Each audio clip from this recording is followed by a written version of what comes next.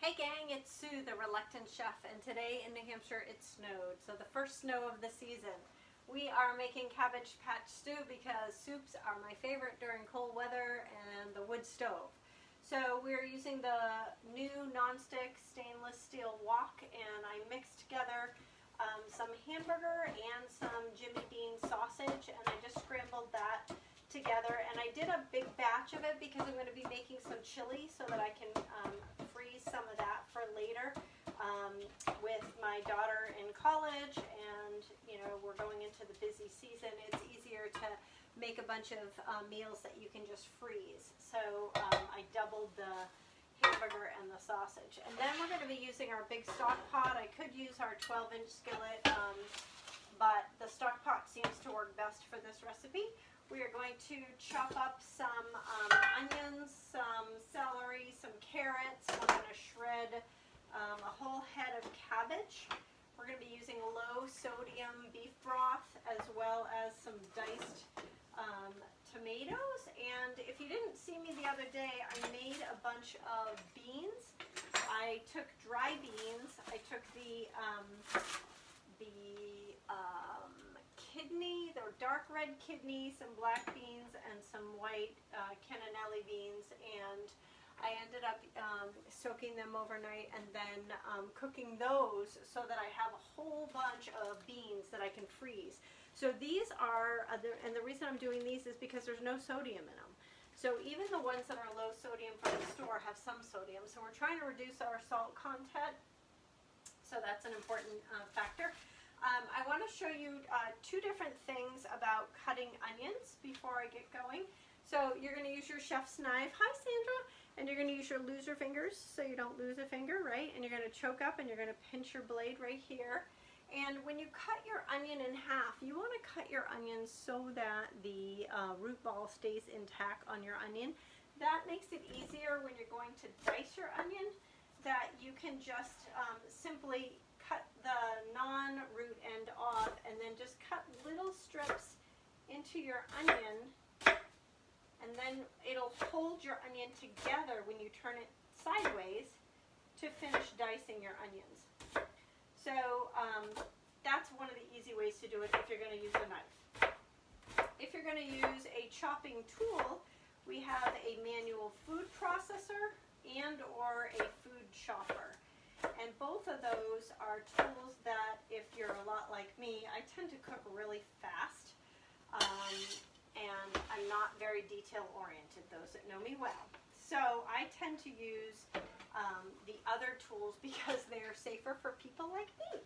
So I'll show you what I mean by that. So let me just get these onions in here. So the manual food processor, let me grab that. Short people problems. Has a 3-cup capacity with a silicone base on the bottom so that it won't travel across your counter when you're using it.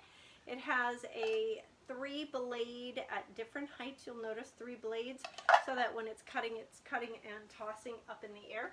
And then the handle is a patented handle that we also have on our salad spinner, which when you push it down will give it a good torque. So what you do is you just put chunks of your onion in here. And by the way, let me show you a new tool that we have. This new tool, we have some orange peelers and citrus peelers, but we also have these which are color coordinated, and these are onion peelers. So you know what a pain it is to kind of get your onion peeled. You can just use this just like you would if you were going to do an orange.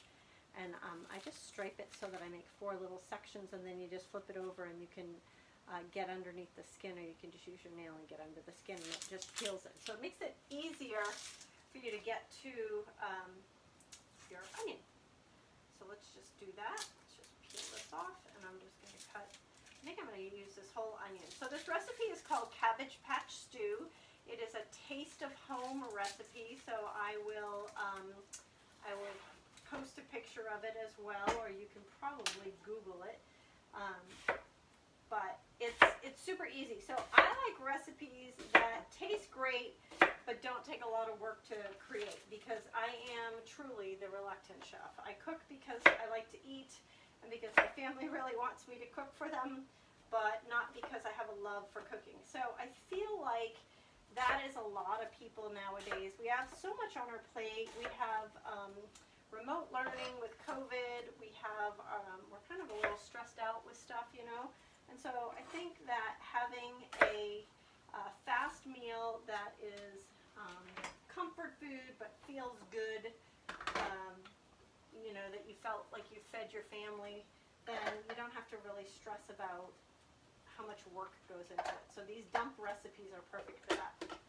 So all you do is you stick your onions, peppers, whatever in here, and you chop. And the more you chop, the finer it becomes. There you go. Hi Carrie, how are you? Make sure you guys wave or say something below. You know my rule, Facebook chokes my filters if you guys don't engage with me, so don't leave me hanging. Make sure you say hi. So we're chopping this up. We're going to make some soup. I had a little bit of a bell pepper left, so I'm going to toss that in here too and chop that up. Just, I figure if I'm sauteing it, it doesn't matter. I was going to use, I have some of my own tomatoes, but I think I'm going to use my own tomatoes in my chili. We have a few straggly tomatoes that were left over from our greenhouse, so we're going to use that up. Now this recipe uses a boatload of cabbage, like an entire cabbage. And I've used the purple cabbage before, but it just turns the water purpley. I just think that for this recipe, the green is probably better.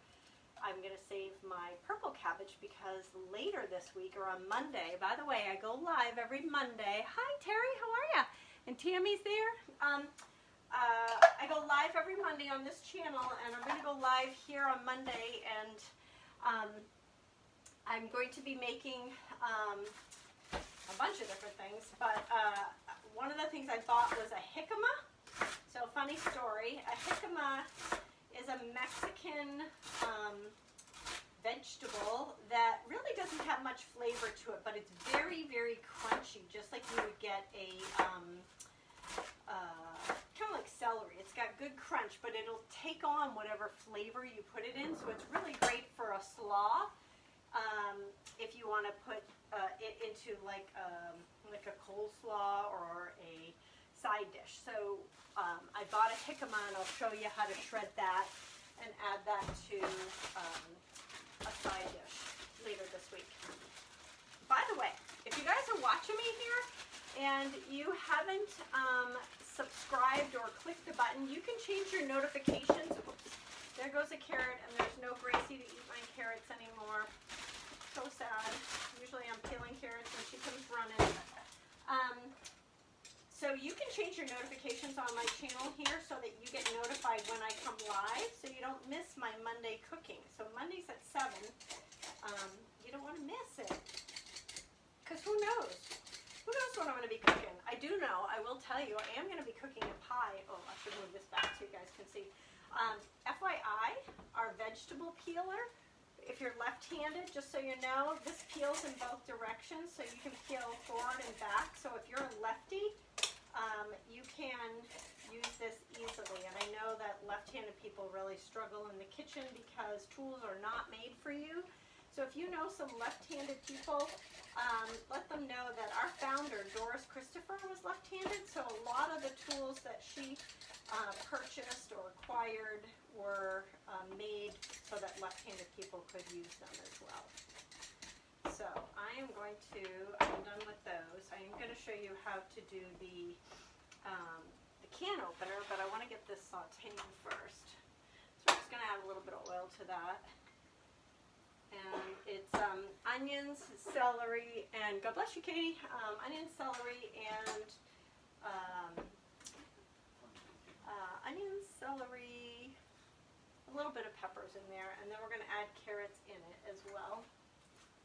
Now we're going to slice up this entire head of cabbage. We are going to add 1 box of beef broth to it.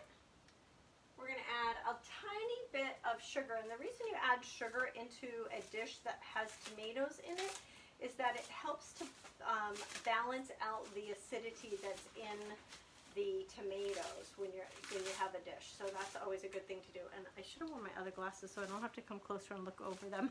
Soup is good. Tammy says, yes, it is. So we'll definitely do that, and then we're going to add pepper to taste. So couple of tips. I've made this soup a lot, and a couple of the mistakes I make when I do this soup is that I leave my cabbage as too big a strips. I don't make them bite-sized.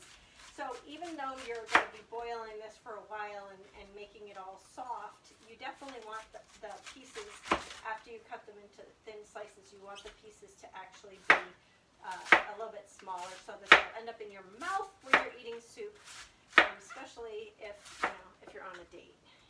When you've been married 30 years like me, my husband is so gracious, he doesn't care if I am slurping soup. But, if you're on a date, you might not want to make a bad impression. So cut your cabbage into smaller pieces. It'll make it a little bit more dainty to eat. So after I saute the onions and the celery, I will add in the carrots, the cabbage. I'll saute that for a little bit more. And then once it's kind of softened a little bit, then I'm going to add all the liquid ingredients to it. And I'm going to let it boil down for, oh gosh, I don't even know if I wrote on the recipe. I just wrote the ingredients. Till it's soft, half an hour, 45 minutes, maybe an hour. Doesn't matter until you put the beans in. You don't want to put the beans in until you're close to being done, because you don't want your beans to end up being too soggy.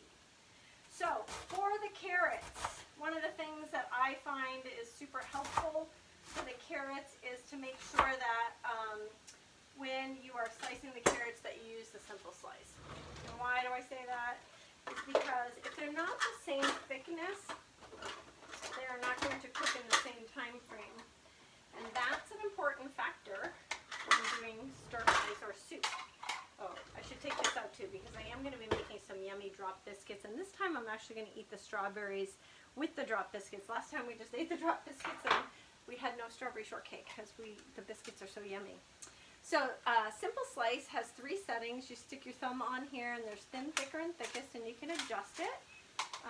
You want to put the safety guard on, because you always, and if you're on my team and you're watching me do this video, you need to say it 3 times. You always use the food guard. You don't want to hurt yourself. You notice how it has little feet on it, so it'll go over a pot or a bowl. Anything that you would put in a Subway sandwich or in a salad, you can slice with the simple slice. So let me just cut the ends off my carrot, and I will show you what I mean.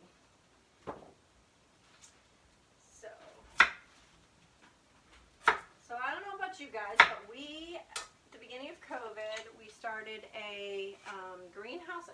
I say we. We means my daughter and my husband. That is a them we, not a me we.